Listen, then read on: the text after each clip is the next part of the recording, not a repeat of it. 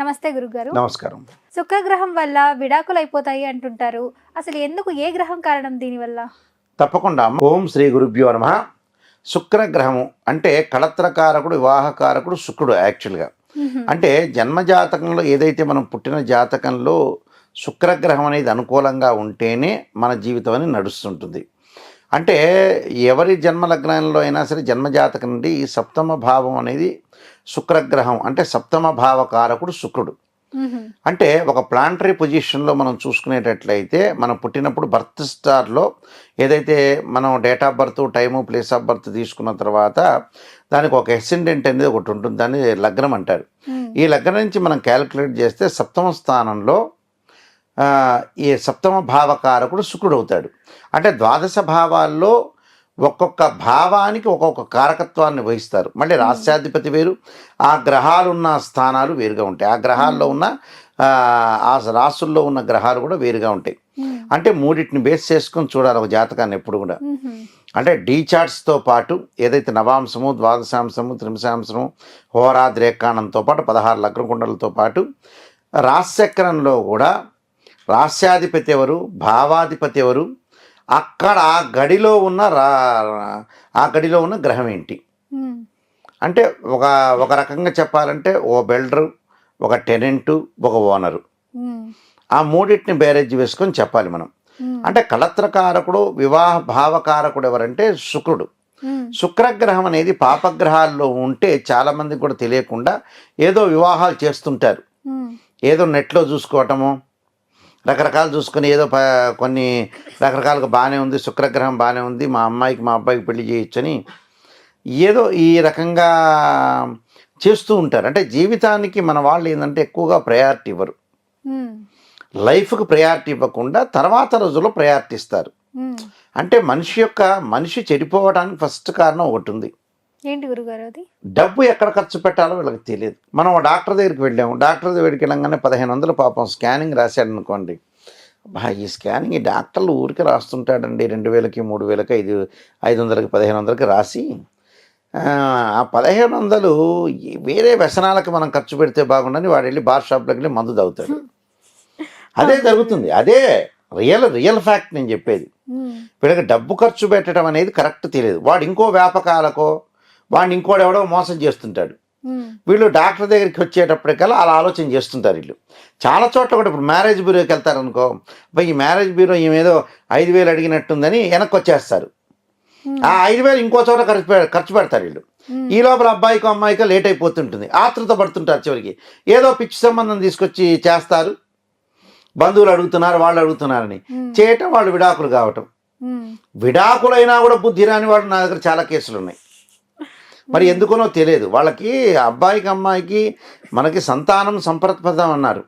అంటే గతం రోజుల్లో ఎలా అడిగేవాళ్ళు అంటే మీకు ఎంతమంది పిల్లలు అడిగేవాడు, నీకు ఎంత ఆస్తుందని అడిగేవాళ్ళు కాదు. అంటే సంతానం సంపత్ప్రదం అంటారు.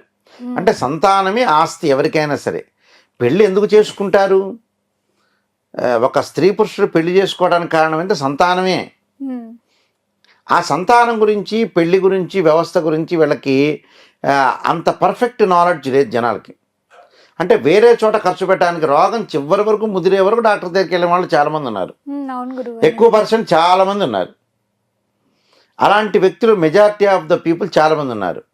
అంటే అలానే కాదు, అందరూ మోసం చేయరు, అందరూ చెడ్డ చేయరు, మంచి వాళ్ళు ఉంటారు, రకరకాల సమాజంలో అందరూ ఉంటారు. వీళ్ళు ఏం చేయాలంటే ఎందుకబ్బా స్కానింగ్, మళ్ళీ వాడేమన్నా పిసినారితనం కోటా శ్రీనివాసరాగా ఆనా పెళ్ళంటిలో పిసినారా కాదు. మళ్ళీ ఆ ఫోనీలు అలా అన్నా ఉంటే ఏదైనా డబ్బులన్నా మిగులుతాయి అనుకోవచ్చు, వేరే దాన్ని ఖర్చు పెడతాడు వాడు, ఆటోమేటిక్గా వాడు ఖర్చు అయిపోతుంటుంది. ఇలా జాతకాన్ని కరెక్ట్గా చూపించుకోలేకపోవటం మెయిన్ ముఖ్యం.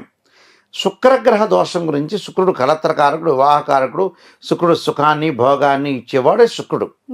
శుక్రుడు ఎప్పుడూ కూడా జాతకరీత్యా జన్మలగ్నం నుండి ఎవరి జాతకంలో అయినా సరే 6, 8, 12 స్థానాల్లో శుక్రదోషం ఉండకూడదు. 6వ స్థానంలో ఉంటే భార్యాభర్తల మధ్యలో శత్రుత్వం బాగా పెరుగుతుంది.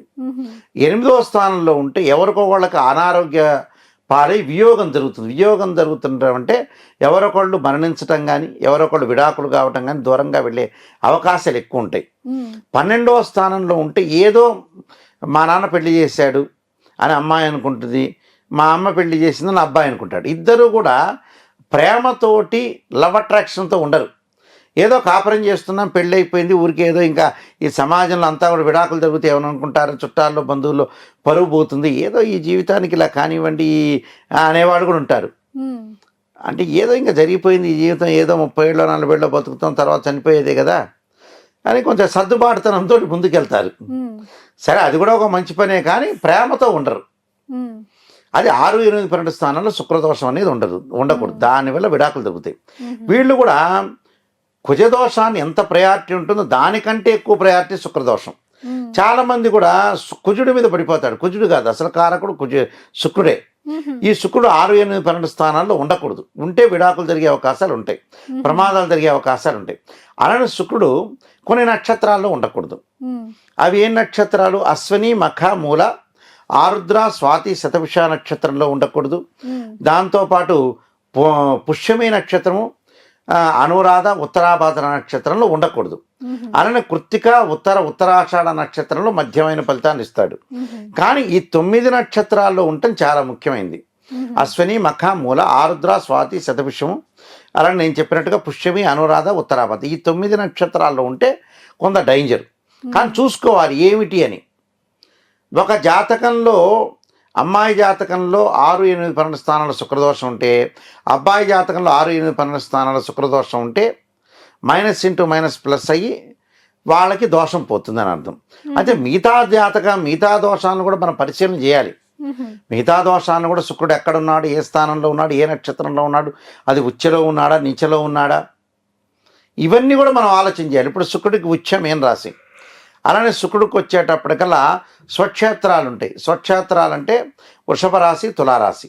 అంటే ఎక్కడున్నాయి, అది నీచబడ్డాడా, మరి శుక్రుడు కూడా నీచ స్థానం ఉంది, కన్యారాశి, మూల త్రికోణంలో ఉన్నాడా, ఉచ్చలో ఉన్నాడా, నీచలో ఉన్నాడా, శత్రుక్షేత్రంలో ఉన్నాడా. శుక్రుడికి కూడా వేరే వేరే గ్రహాలతో కాంబినేషన్ ఉండకూడదు. శుక్రరాహులు కలవకూడదు, శుక్రకేతులు కలవకూడదు, శుక్రశనులు కలవకూడదు, శుక్రకుజులు కూడా కలవకూడదు. శుక్రుడు కూడా నేను ఇందాక చెప్పిన నక్షత్రాలు 9 కాకుండా అశ్విని, మఖ, మూల, ఆరుద్ర, స్వాతి, శతపుష్యమి, తర్వాత పుష్యమి, అనురాధ, ఉత్తరాభాద్ర కాకుండా కుజుడు నక్షత్రాల్లో కూడా ఉండకూడదు. మృగశిర, చిత్త, ధనిష్ట. అంటే ఈ వీటిలో 3 మొత్తం 9, 3 12 నక్షత్రాల్లో ఉండకూడదు. అంటే రాహు నక్షత్రాలు, కేతు నక్షత్రాలు, కుజ నక్షత్రాలు, శని నక్షత్రాల్లో ఉండకూడదు.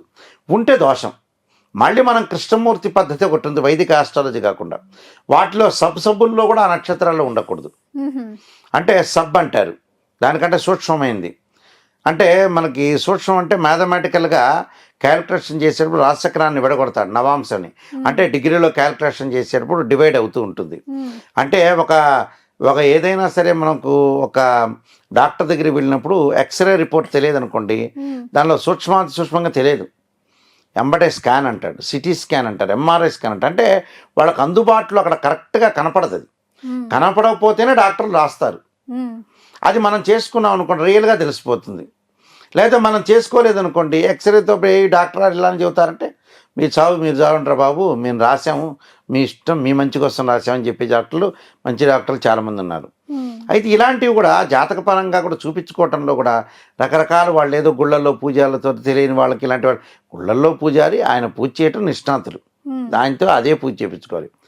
సిద్ధాంతుల దగ్గరికి వెళ్ళి జాతకాన్ని చూపించుకుంటే పర్ఫెక్ట్ రిజల్ట్స్ వచ్చే అవకాశాలు గ్యారెంటీ ఉంటాయి. శుక్రదోషం అనేది మంచిది కాదమ్మా.